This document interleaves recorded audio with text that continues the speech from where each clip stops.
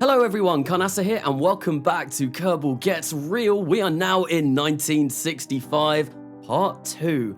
And let me tell you, in 1965 Part 2, we have so much going on. So much so that I'm not going to be able to even begin to describe what happens this year in this introduction. So I guess, well, we're going to have to watch the episode to find out.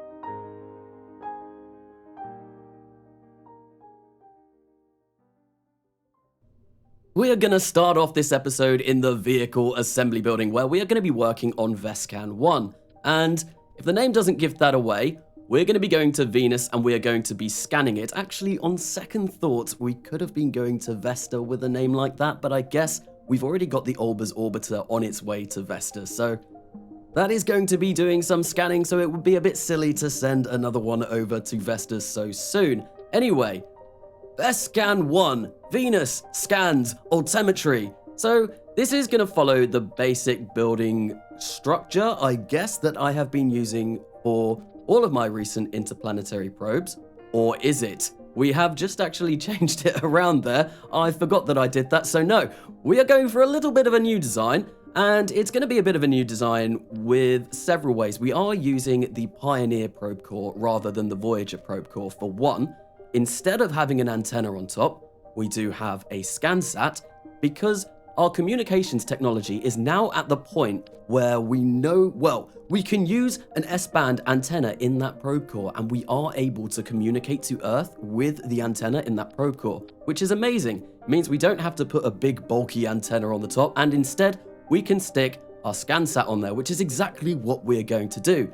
Obviously, we have also unlocked a rather large amount of new scientific experiments since last going to Venus. It has been quite a while since I last visited Venus, so we are going to make sure that this thing is absolutely packed to the brim with all of our modern experiments. Here we are working on another stage. This is going to be our stage that captures us at Venus. And what are we going to use? Of course, we're going to use an advanced AJ10 with the Aerosine and NTO configuration. And that is basically it for our probe that is going to reach Venus. Now, there is something there that I have missed. If anyone spots it before we get to the actual launch, well done you, because I completely forgot about it. But I will talk more about that when we actually get to the launch, because it is rather disastrous. But anyway, here we have the launch vehicle. We are only going to be using an Icarus 1. This thing is light enough to launch on an Icarus 1, so we can launch this on the 350-ton launch pad, which is amazing. It'll be cheaper that way. So you can see this is Vescan 1. Now we're going to be working on Vescan number 2. So what we've done is we have got that biome scanner. So it's basically going to be the same, and the only difference being that biome scanner rather than the Ultimatery scanner. Anyway, now what I've done is I have gone back into Voila 1 and we're going to attempt to land on Venus again because, well, the last time we went to Venus, we did land and we do have another contract that allows us to land on Venus again. What I'm going to be doing with Voila is I have gotten rid of that orbiter stage. Like I said, we can now fit an S-band antenna in our probe cores that can talk to Venus, so we can just completely get rid of that orbiter stage. Saves on us, well, doing a bit of a not even that complicated maneuver in Venus orbit, but it means that we can talk to this thing on the entire way down. It makes it a little bit easier for me, so that's one, well, mainly why I've gotten rid of that orbiter stage, and yeah, we don't really need it anymore, but once again, we are going to be capturing at Venus with the AJ10 advanced engine. We're whacking our RCS on there, making sure that it is configured to Aerosine and NTO. We're going to put our transfer stage on there, and this is going to be the first time we use a Pegasus X. It is something new that I've designed. I did mention it a little bit in the last build episode. At the start of this episode, obviously I went in and started talking about, well, a lot happens in this episode.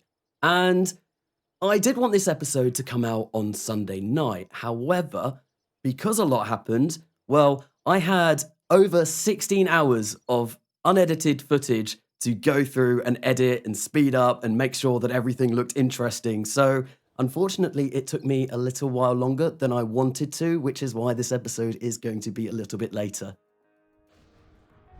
Here we are in the launch pad for the first time this episode. It is the COORS LIGHT extension on the 10th of August 1965, being launched on top of an Icarus X launch vehicle. Now, what this is, well, we're going to be going back to COORS LIGHT, and what we are going to be doing is extending its life, and not just extending its life.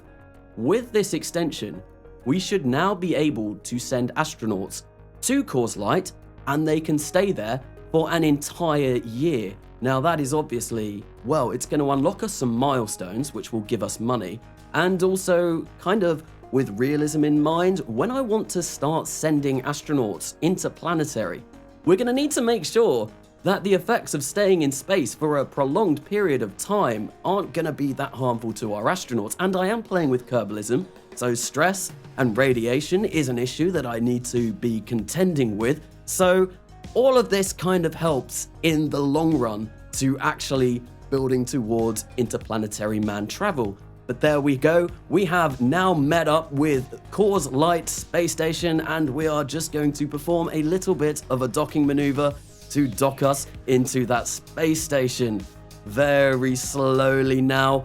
This thing, because the RCS are obviously all on the back of that, it was rather difficult to actually get these things to dock. I mean, I say rather difficult, I did use MechJeb docking autopilot, but you know, even that can't do magic, so it does have to have a craft that is capable of moving rather well, and this thing unfortunately was not. But after a little bit of nose bumping, we do eventually dock these two craft together.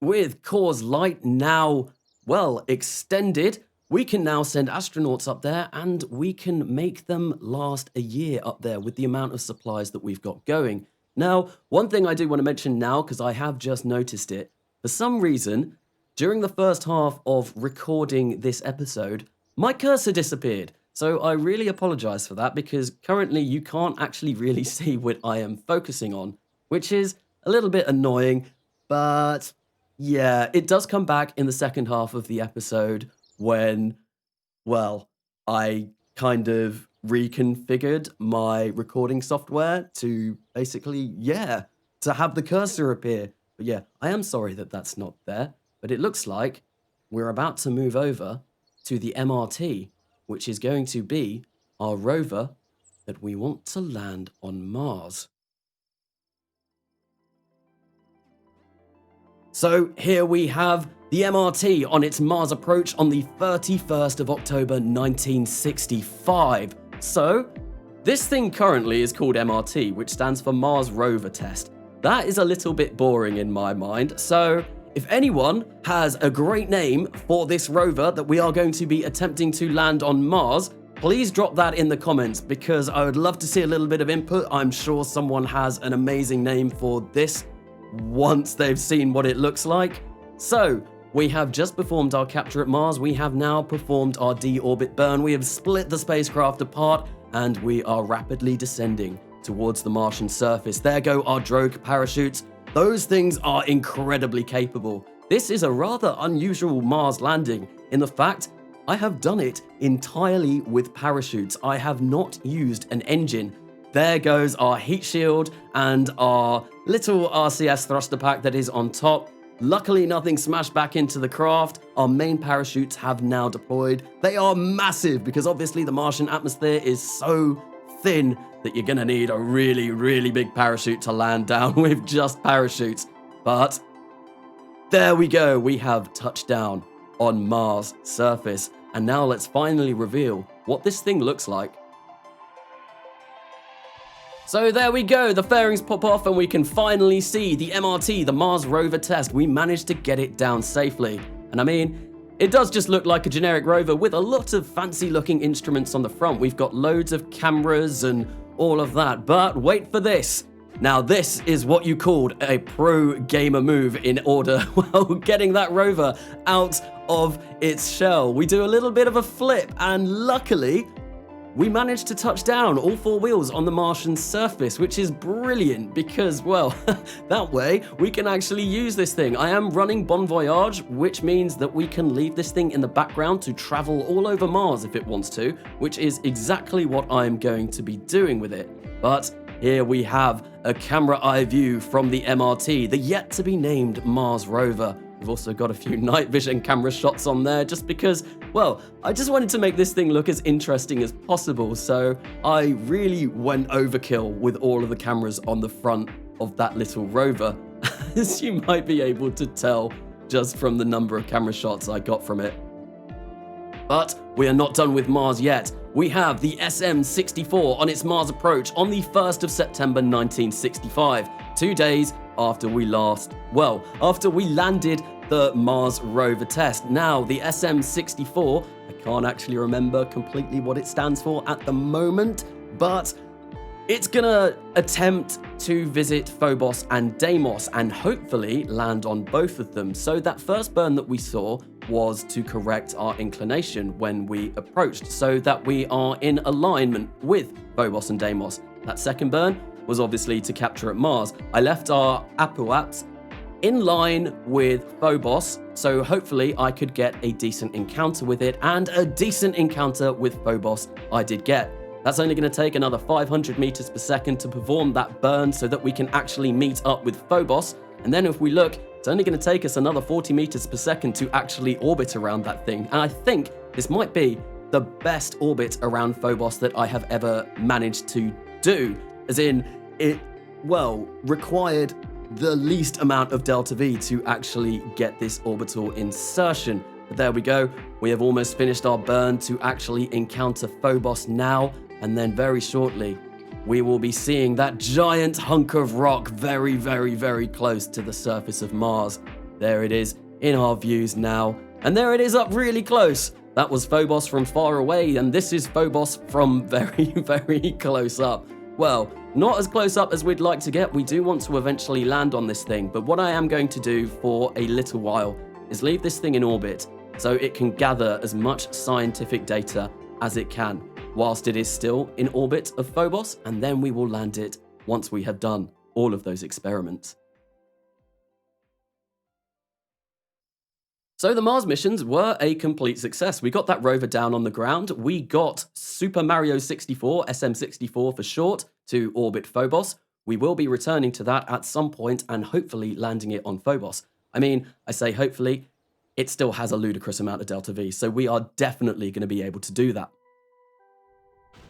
Here we have co-ed on an Icarus launch vehicle, an Icarus X launch vehicle on the 11th of September 1965. Now, once again, I have just skipped through the launch because we really don't need to be seeing those Icarus X's being launched anymore. What co-ed is going to do, and what it stands for, is the Callisto Orbiter and Exploration Device. So, we are going to be going to Jupiter, and we are going to attempt to get an orbit around Callisto, which is obviously something that I have not done. We do have New Dawn 1 on its way to Jupiter at the moment, which should be able to orbit Ganymede. So I thought, let's go to another one of the Galilean moons, and this time I just kind of almost picked them out of a hat, if I'm going to be particularly honest, and I thought, yes, let's go for Callisto. So this is one of the craft that I built that I mentioned earlier on that I have not actually shown, and I did say that we've got 3 missions to Jupiter.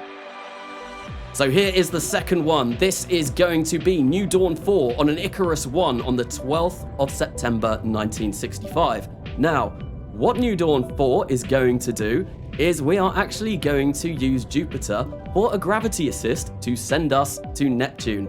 I did launch a probe to Neptune direct. I think that was in the live stream that I did that, and I think it was part of 1965 Part 1. That's going to take a really long time, and I got a very, very helpful tip-off from Cosmonaut Crash informing me that there is a great Jupiter-Neptune window in 1965. So with that in mind, I designed this craft to eventually arrive at Neptune using Jupiter for a gravity assist. Here we are, performing our trans-Jupiter injection now, and then what we're going to do is we're going to go into the map view for quite a while to really make sure and finalize our encounter so that we do get a nice encounter with Neptune. And you can see here, I have already got my maneuver node editor up, and we are trying to plan best that we can So we get a very close encounter with Neptune indeed. Obviously, the closer we are to Neptune, the more we can use that O-berth effect to get us into orbit. And, I mean, flying by Neptune would be all great and wonderful, but I would really like to orbit it. Obviously, if we are going to be in orbit, we are going to get a lot more science because we are going to be staying there for good. And as I have mentioned, Kerbalism, you do need to run your experiments for a while. Some of them can take up to 10 years to run. I think, yeah, the orbital perturbation experiment takes up to 10 years. So obviously, the longer we are around a planet, the better. So that's why I want to orbit. And you can see I have lowered my Neptune periaps to, well, quite low there. It's still not going to go through the atmosphere. And the great thing about this, we do have enough delta V to capture at Neptune when we get there in 6,000 days. So just over 16 years. Gonna be a while before we come back to this craft again. I do tell you that. It will be a long time indeed. But here I am. I just wanted to check and make sure that we weren't going to be crashing into Jupiter when we do our bit of a gravity assist there. And finally, the last launch of this Jupiter window on the 15th of September 1965, the EOED, the Eurid, if you want to call it that. I don't know why you would, but if you want to call it that, feel free to call it that. Anyway, this, I'm gonna, well, kind of really rapidly go through this launch because this is exactly the same spacecraft as the COORS, except if the E doesn't give it away, we're not going to be orbiting Callisto. No, we are going to be going for Europa. So that, if this works, that will be 3 of the Galilean moons that we can, well, achieve orbit around. I have done a little bit of messing around, and it is going to take a bit of trickery to get this to orbit Europa. But I have a feeling we can do it. I am optimistic. I think we can do it.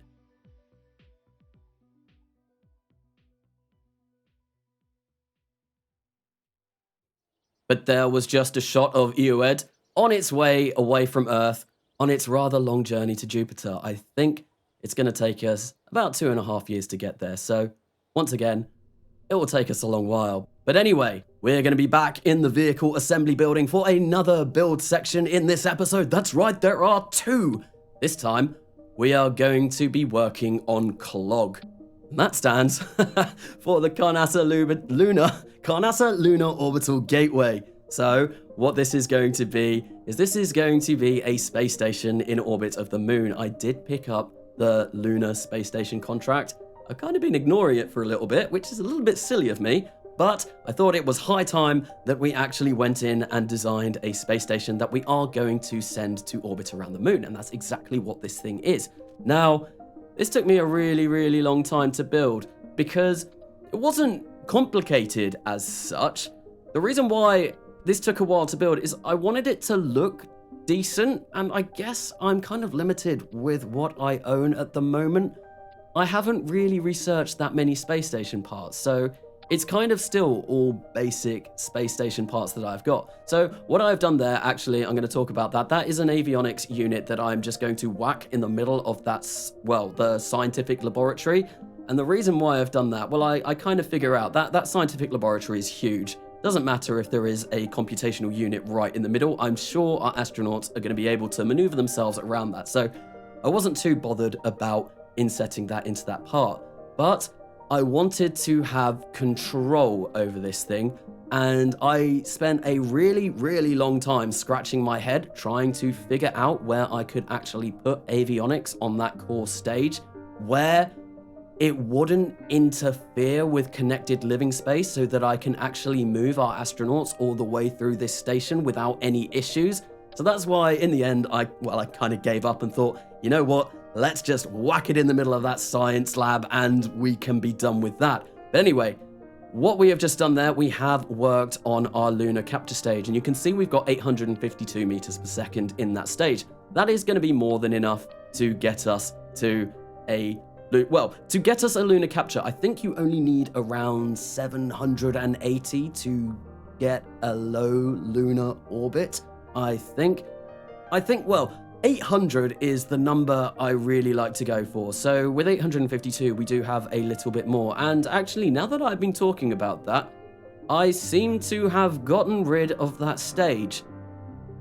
Ah, I can't remember doing that. Well, obviously I must have done that because it is gone, and probably, actually, no, looking at the numbers down there, the reason why I have done that is because, well, this is going to be the first time we use a Minotaur transfer stage.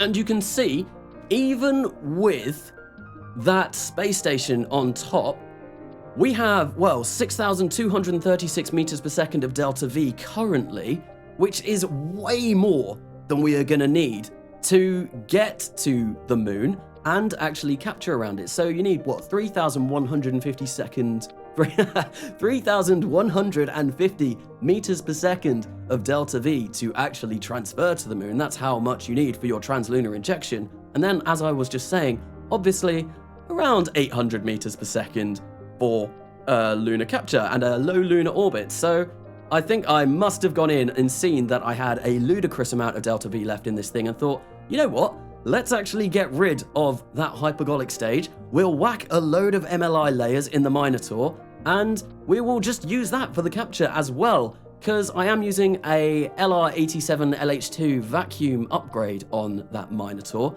and that does have 3 ignitions. So my idea was, I've remembered this now, my thoughts to going into this were we use the first ignition to do our translunar injection, then we use our second ignition in that to actually capture at the moon, and then we use our final ignition in that to basically deorbit that Minotaur stage and smash it into the lunar surface in a rather big firework, and there will be a big explosion and it will look very cool. Anyway, if you were wondering what I was doing there just on camera, I was trying to mess around with Kerbal inventory system. It's something that I've never used before, and I thought we can whack a box on this, well, space station, and then maybe we can stick a few of the bits that we need in there. So if we are forgetting anything, we can get our Kerbals to go on EVA and just attach them as they want. But I decided against it in the end, and I think that will be something that I think about in the future, and I do want to play around with that, but maybe not the clog station now. Probably more likely for when we do the moon surface base. That will be coming up, and I don't think that will be in a particularly long time. I'm working on the infrastructure. We're going to have the orbital gateway. That will be the first piece of the puzzle that we really need to complete in order to do that lunar base. So that was the construction of Clog Station, which is going to be our first space station around the moon. And if you couldn't really tell in that vehicle assembly building section, I had not much of a clue what I was doing. Space stations have never really been something that I've paid much attention to in KSP, let alone Realism Overhaul and RP1.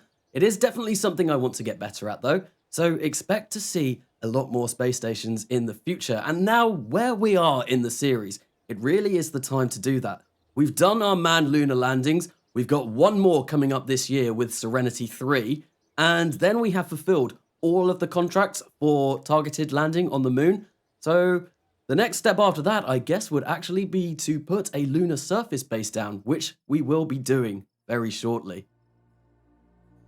But here we have Vesican 1 on an Icarus 1 launch vehicle on the 11th of November 1965. Now, this is our mission to hopefully get a rather beautiful rendering of Venus's Ultimatery. Once again, the launch has mostly been skipped because we have seen these so many times. We do have a new series of launch vehicles though, which I will be showing. We are going to be launching one of those in this episode in Adventurer 2. But here we are performing our Trans-Venus burn. And for once, I've not got an RTG on this spacecraft, so I had to remember to pop out those solar panels, otherwise we were going to run out of power. That would have been really bad.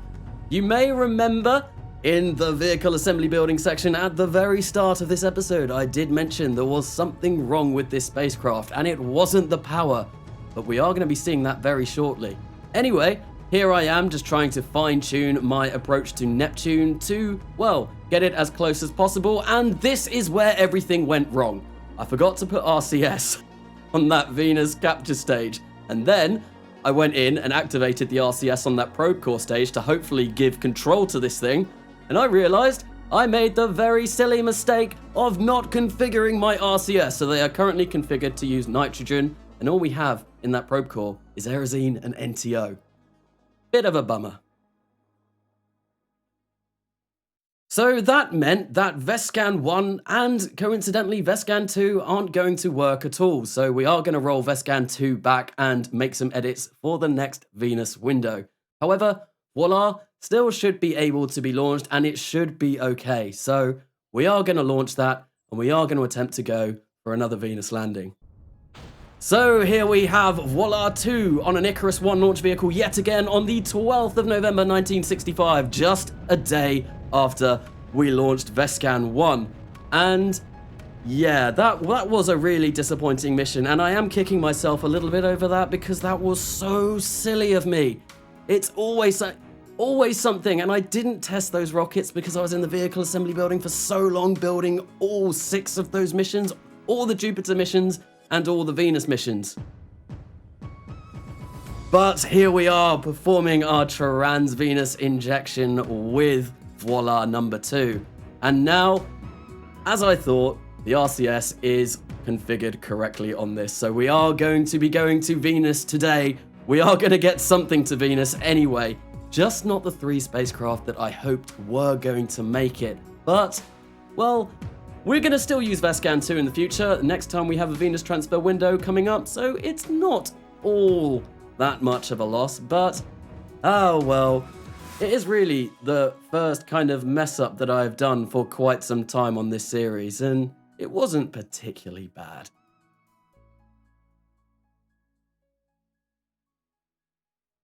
There we just saw Voila, just spinning around in low Earth orbit. Actually, that might have been high Earth orbit by the time we got to that. I don't know.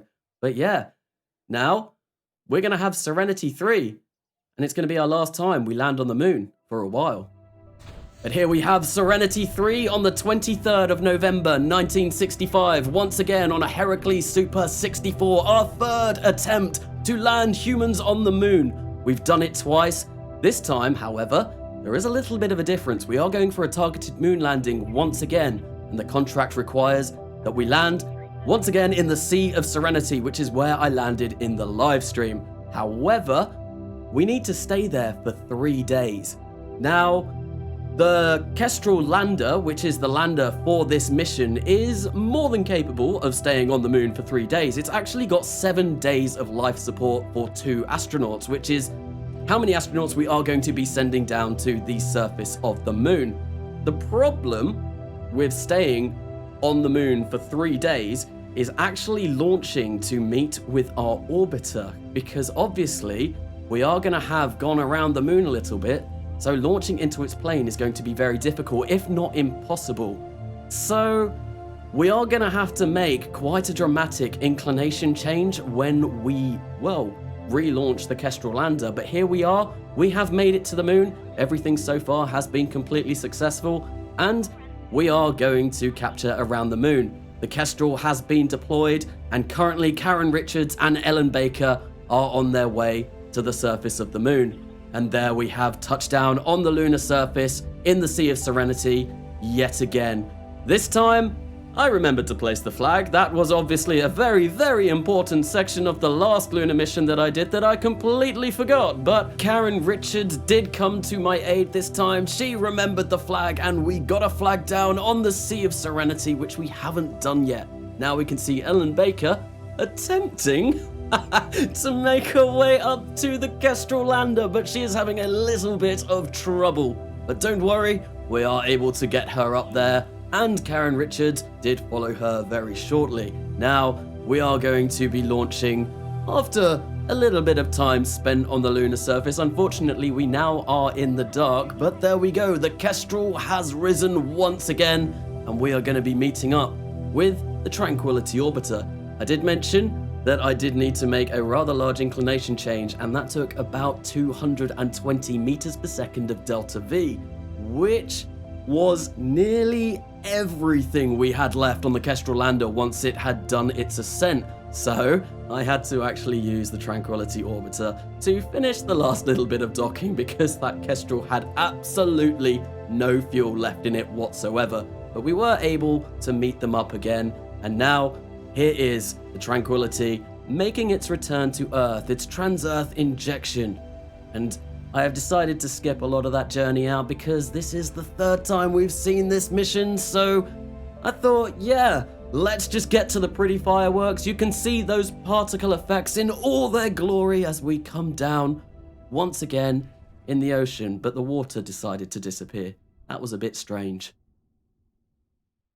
So, with the success of Serenity 3, we have done all we can at the moon for, well, the foreseeable future. We will be going back, we will be landing, but now is just a good time just to say, once again, I have now got a Discord and a Twitter. You can find them both in the description of this video. Unfortunately, when I mentioned that in the last video, I didn't even post the link. That was very silly of me, and someone mentioned that rather quickly, and it did get fixed. But yeah, you can find those in the link of this video if you want to come to Discord and hang out and chat and all of that. But here we have COORS LIGHT Crew number 2 on the 11th of December 1965. Now, this is the first time that we are going to be using an Adventurer 2 launch vehicle. So, of course, because it is the first time we are using a launch vehicle, I'm going to highlight, well, not highlight, show this launch pretty much in full. So, the Adventurer 2, if you did not catch the build episode, it has 2 E1 boosters, which have now got the maximum upgrade that they can get. I think it's actually just called E1 Upgrade 2. I don't think it has a name, a proper name anyway. Well, they're the boosters, and then we have 2 J2S engines on its core stage, and 4 Al Gore IB solid rocket motors, which help it lift off the pad. You may have noticed there, that was the first failure we've had in a really long time. One of those Al Gore IBs actually exploded during the launch. That wasn't really a concern though. The main reason why we have those on the Adventurer 2 is to actually initially get it off the pad. This thing would not have a good enough thrust to weight ratio to actually launch it if we didn't have those. So the fact that one of those blew up wasn't the end of the world. I still kind of had my finger on the abort button just in case the worst were to happen, and we would need to send our crew of Bonnie Ellis, Ellen Cox, and Valentina Zimmerman straight back down to Earth. But no, we were able to, well, continue our ascent despite that failure. And, well, yeah, we had a fair whack of Delta V left once we actually got into orbit with this thing. And the reason why that is this thing is rated to carry 32 tons to low Earth orbit. Now, the mission on top of there only weighs 28 tons. So what we've got is we've got an Apollo capsule again, but there's a little bit of a hidden component which you can kind of see in that fairing at the moment. And all will be revealed very, very shortly what's inside there. This is a mission to go to COORS LIGHT, and we're not just going to go to COORS LIGHT. No, we want to extend it even further. So here with the reveal, there is a tiny little habitation module inside, which we are going to try and dock to. We have more than enough Delta V in this new kind of orbiter. It's very similar to the Tranquility orbiter. It's just a bit more compact. So we're going to try and dock that, but it's going to be awful. I activated docking autopilot, and you can see it had all kinds of trouble connecting to this thing. We knocked it. There is absolutely no control on that habitation module, but luckily we were able to dock to it. However, I wanted to force the roll on it a little bit better, so when I got to COORS LIGHT, I could actually connect it in a way that I liked. So that's why I undocked and then redocked with that habitation module. After that rather, well, not brilliant docking, and you can see once again, it didn't go particularly well, but we made it in the end. Here we are, only 13.2 kilometers away from the Carnasa Orbital Observatory Research Station Limited Geohemispheric Telescope. And, well, that's just not going to take us very long to get over at all. Obviously, we're just going to stick our nose towards the target, and we are going to burn a little bit, and then hopefully after a short while we will get there. And that's exactly what we have done. We are at COORS LIGHT, and we are attaching that little habitation module to one of the 3 docking nodes that we have. Now, what I decided to do after docking this, because I did notice, you can see those solar panels aren't in alignment with that new habitation module. That kind of upset me a little bit, so I undocked the orbiter, and then I came over here, and then I docked it to the free docking port that was on the bottom of that thing, and then I thought, you know what I'm going to do? I'm going to unattach this entire section, and then we're going to rotate it ever so slightly so that everything matches up properly. What I didn't realize, although actually I just saw the RCS fire there, but I think what has happened here is there is not enough avionics on that stage now to control that entire thing. So we are just going to drift away from the core of COORS LIGHT. After bringing up these 2 new extensions in this episode, they're just a bit of a waste. That was a real shame. So we just left COORS LIGHT drift apart and brought these guys back down because they couldn't stay there any longer.